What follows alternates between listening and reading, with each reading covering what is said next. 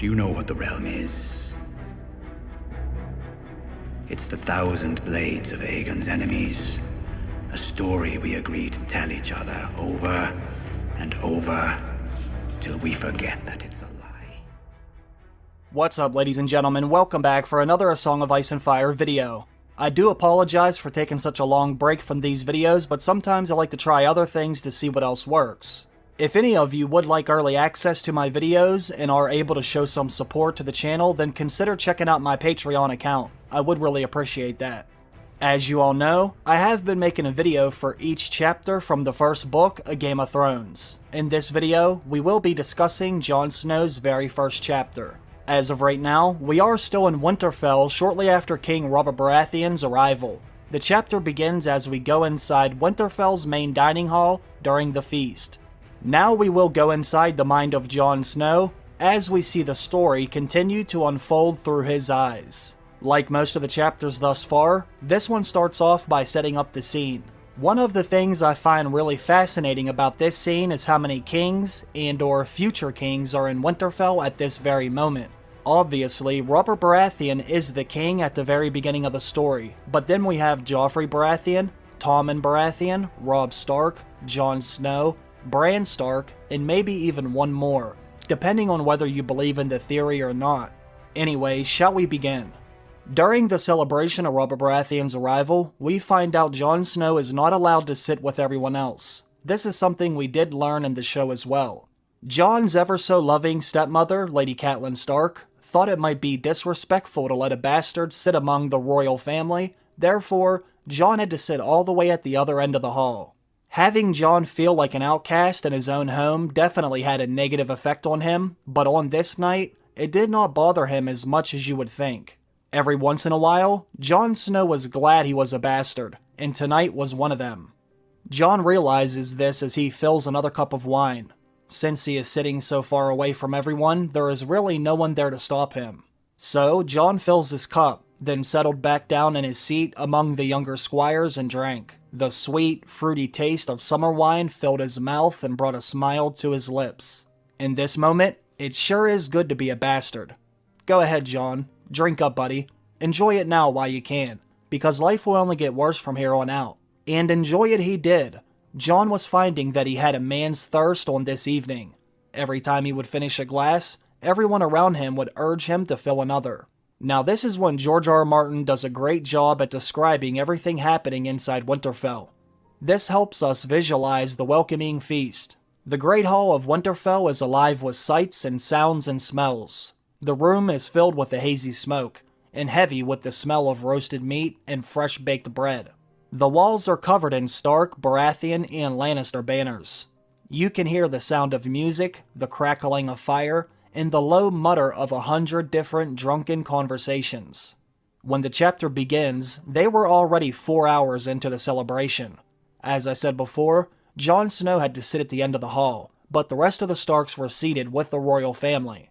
Now, another one of the good things about Jon getting to sit down at this end of the hall is no one had to worry about keeping their mouths shut around all the fancy folk. Jon was enjoying himself, as he heard his companions tell stories of battle and betting and the hunt. Jon thinks who he is sitting with is far more entertaining than Robert Baratheon's children. Now, I would agree with that, but I also think Jon might be telling himself this so he doesn't feel bad about not getting his seat at the main table. He doesn't want to be left out, but I believe this is his way of looking at the wine glass half full. At the beginning of the feast, Jon watched as everyone entered the hall. He was able to get a good look at everyone as they went by, and you better believe Jon was judging every single one of them, and I must say, he did a great job at seeing right through everyone this night. Lord Eddard Stark entered the hall first. He had the honor of escorting the Queen, Cersei Lannister. Jon soon realizes Cersei is as beautiful as everyone says. After walking her to the high table, Ned helps Cersei to her seat. Jon notices Cersei never so much as looked at him. Even at only 14 years old, Jon could see right through Cersei's fake smile. The next one to enter the hall was King Robert Baratheon himself. He had Lady Catelyn Stark on his arm. Jon immediately notices how disappointing of a king he is.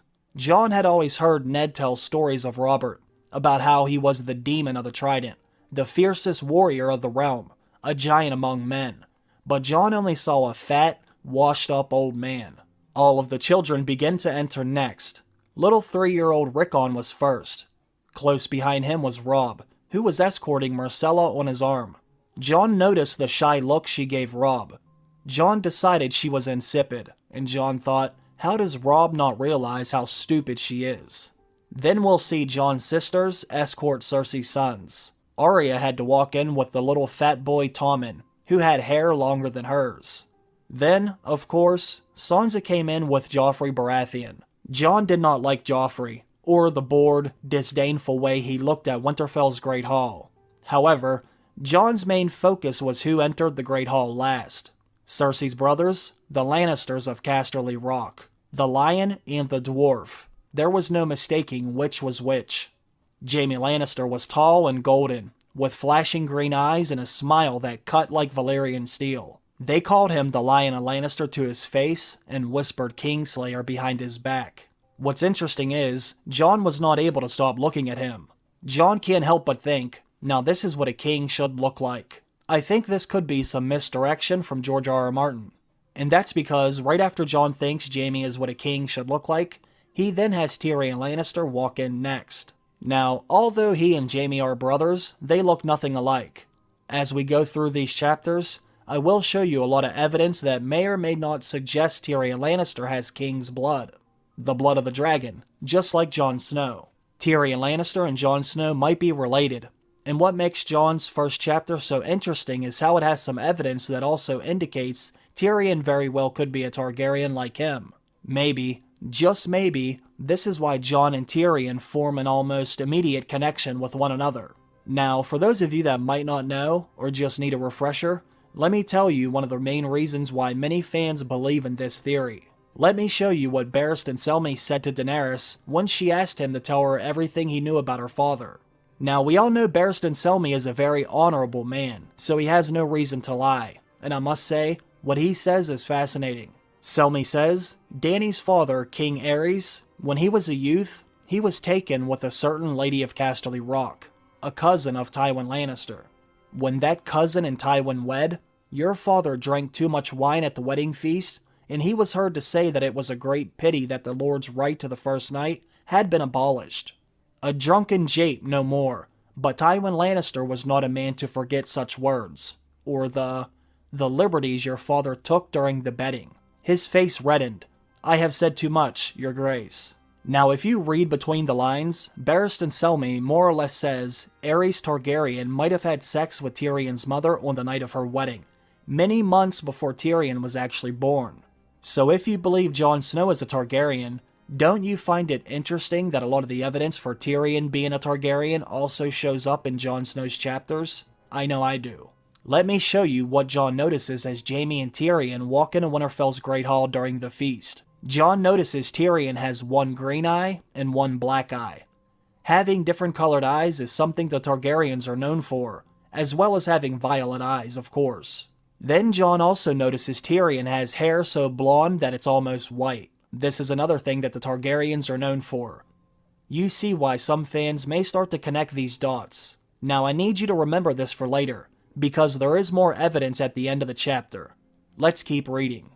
Alright, so the last of the High Lords to enter the Great Hall were Jon's uncle, Benjen Stark of the Night's Watch, and Eddard's ward, Theon Greyjoy. Benjen gave Jon a warm smile as he went by. Theon ignored him utterly, but there was nothing new in that. Now I know Theon is highborn, and Jon technically is a bastard at this moment, but I wish Jon would have slapped Theon in his mouth, just to let him know he better show some respect. When Jon feels something rub against his leg, he looks under the table, and sees red eyes staring back at him. You guessed it, Ghost is hungry. He's such a good boy. So, Jon thinks about giving Ghost a leg from one of the chickens, then he just decides to give him the whole bird. Jon swallows another gulp of wine as he watches Ghost devour the chicken. Now there were also several dogs in the Great Hall as well. One of them gets a whiff of the chicken Ghost is eating and attempts to take it away from Ghost, but it doesn't end the way she had hoped. She growls and snaps, but Ghost just sits there in silence, with his glowing red eyes standing over the chicken. This other dog was 3 times larger than Ghost, but she ultimately ends up backing down from the challenge. Jon can't help but grin, and give his good boy a nice ruffle on his shaggy white fur. Then Jon hears a familiar voice ask, "Is this one of the direwolves I've heard so much about?" Jon looked up happily as his uncle Benjen ruffled his hair, the same way he had just done to Ghost. Benjen grabs the cup out of Jon's hand. He said summer wine, after he had a taste. "Nothing so sweet. How many cups have you had, Jon?" Jon couldn't help but just smile. His uncle Benjen laughed and said, "As I feared. Well, I believe I was younger than you the first time I got truly and sincerely drunk." There was always a hint of laughter in his blue-gray eyes. Now don't all of you just love Uncle Benjen? He's like a more laid-back version of Ned. But speaking of Ned, Benjen notices his brother isn't having very much fun. Benjen says, "My brother doesn't seem very festive tonight." Jon had noticed this too. A bastard had to learn to notice things, to read the truth hiding behind the eyes. This is how Jon was able to size everyone up as they walked into the Great Hall. So, Jon may know some things after all. Now, when it comes to Ned not seeming very festive tonight, I will say, in his defense, he is the one who has to hang out with the Lannisters during the feast. How could anyone have fun while sitting anywhere near Cersei? Jon noticed that Cersei seemed cold as an ice sculpture, and Jon knows exactly why she's so upset. That's because Ned took Robert down into the crypts to see Lyanna. Cersei obviously did not want him to go. Now, although Cersei has no love for Robert, she still gets jealous over a woman who has been dead for well over a decade. Benjen says, "You don't miss much, do you, Jon? We could use a man like you on the wall." The sound of that made Jon very happy. He felt wanted. He felt needed. Jon says, "Robb is a stronger lance than I am, but I'm the better sword. And Holland says I sit a horse as well as anyone in the castle." This is interesting because Lyanna was also known to be very comfortable on a horse. Benjen follows this up by saying, "Those are notable achievements, Jon." So, Jon says, "Then take me with you when you go back to the wall. Father will give me leave to go if you ask him. I know he will." The scene is nearly identical to the one we saw in the show. The only difference is this one happens inside Winterfell, whereas in the show, it happened out in a courtyard. Now, what they say next, that wasn't in the show, is very interesting. Some of you may have already heard me talk about this, if you watched my video where I showed all the book evidence that indicates Jon Snow is a king. This is when Jon mentions someone by the name of Daeron Targaryen. He says, Daeron was only 14 years old when he conquered Dorne, the same age as Jon in this chapter. The young dragon was one of Jon's heroes, but Benjen reminds Jon of how that story ends. He says, "Your boy king lost thousands of men taking Dorne, and another 50,000 trying to hold it. Someone should have told him that war isn't a game." Also, Daeron was only 18 years old when he died, or have you forgotten that? So as you can see, Jon has a lot of interesting similarities to this Daeron Targaryen. They both achieve a lot at a very young age, but they also both die at a very young age, although I believe Jon will be resurrected in the books. Jon tells Benjen about how much he has thought about this decision to serve in the Night's Watch. He says, "Someday Robb will inherit Winterfell and command great armies as the Warden of the North. Bran and Rickon will go on to become Robb's bannermen and rule Holdfast in his name. Arya and Sansa will go on to marry the heirs of other great houses. But what can a bastard like Jon hope to earn? There is nothing here for Jon." He says, "A bastard can have honor too. I am ready to swear your oath." Benjen says, "Come back to me after you've fathered a few bastards of your own, and we'll see how you feel." This made Jon furious. He says, "I will never father a bastard. Never." He spat it out like venom. Only then is when Jon realizes how loud he was speaking. Everyone else at the table fell silent. Now they're all staring back at him. Jon was so upset, he had to excuse himself from the feast. He ran out of the room before anyone could see him cry. Like many of us who have drank a lot at one time or another, you don't realize how drunk you are until you stand up. That's exactly what happens to Jon. Now, if things weren't bad enough, it only got worse when Jon went to run out of the room. He slams into a serving girl as he's leaving, knocking everything she was holding onto the floor. Now everyone begins laughing at Jon. He let his emotions get the best of him, but, you know, alcohol tends to do that. So Jon and Ghost go running outside into the courtyard, and this is when Jon meets Tyrion Lannister. As Jon is out here, he hears someone say, "Boy." When Jon looks to see where the noise came from, he notices Tyrion was sitting on the ledge above the door to the Great Hall. As you can see, this is not how Jon and Tyrion meet in the show. In the book version, Tyrion is sitting on the ledge of the building like he's a gargoyle. Tyrion is curious about Ghost. He wants to have a closer look at him. Jon hesitates at first, but he does allow it. He asks Tyrion if he's able to climb down himself or does he need a ladder. This is when Tyrion shows us he could be in Circus Delay. He throws himself off the ledge into the empty air. Jon is shocked, but he watches in awe as Tyrion Lannister spun around in the ball, landed lightly on his hands, then vaulted backward onto his legs. He's like a little ninja. Even Ghost backs away from him with uncertainty. Now, most of this interaction unfolds the same way it does in the show. What I want to focus on is how the scene ends. After Tyrion jumps down off the ledge, he spends a few moments with Ghost, but then he introduces himself to Jon. He says, "I am Tyrion Lannister," but Jon already knows that. As we all know, Tyrion is the most famous dwarf in all the Seven Kingdoms. But then Tyrion says, "You're Ned Stark's bastard, aren't you?"